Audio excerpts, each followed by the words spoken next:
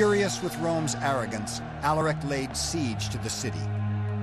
In addition, he now demanded 5,000 pounds of gold, 3,000 pounds of silver, 4,000 silk tunics, 3,000 scarlet-dyed skins, and 3,000 pounds of pepper. "Will you leave us with nothing?" asked the Roman envoys. Alaric replied, "If you give us what we want, you can keep your lives." Rome held back, procrastinated, and in the end, Alaric lost patience. Barbarian slaves, delighted by the prospect of Rome's ruin, threw open the city gates. The Goths poured in and sacked the city.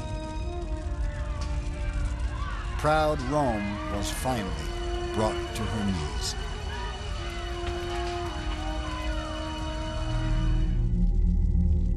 Although the city of Rome was no longer the center of the empire, for Romans everywhere, seeing it sacked was an omen of catastrophe. Romans were now sure the apocalypse was at hand. Stories circulated that the mouths of volcanoes were getting bigger, ready for the souls of all the sinners they'd have to receive. Rome was now divided in half. The Eastern Empire remained strong, but as barbarians overran the West, Romans everywhere were terrified the end was at hand. But apocalyptic visions turned out to be untrue. Not only did the world not end, the barbarians didn't do much raping and plundering either.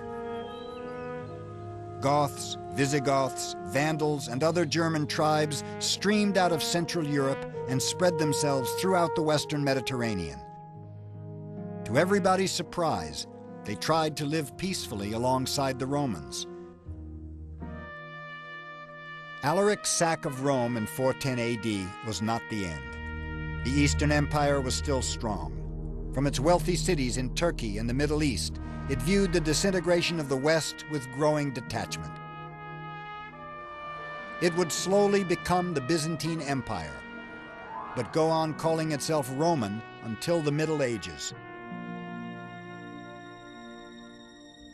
The Western Empire staggered on for another 60 years. There were still emperors in Rome, but their control was evaporating as the power of the central bureaucracy crumbled.